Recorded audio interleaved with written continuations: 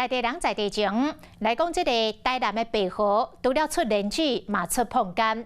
白河区公所甲挽碰柑的活动结合着爬山，邀请着民众到白河来爬山佚佗、食碰柑。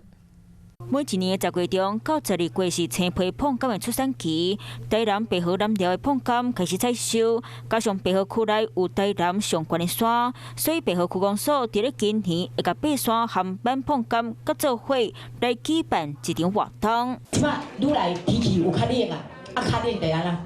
日夜温差大，阮的碰柑就开始好食。大兴营地区是台南真济散步的所在，每一个时期拢有无共款的活动。即摆伫咧活动迄天，除了挽碰柑爬山，麦当来到关仔岭温泉美食节，和游客有通耍，有通吃。所以说，你可以晚上这个白天喝咖啡，晚上睡不着去泡温泉，泡完温泉去喝个小酒。透过多元方式举办，除了互民众更加熟悉台南，嘛希望游客来到大兴营地区，会当体验到在地上好耍的物件。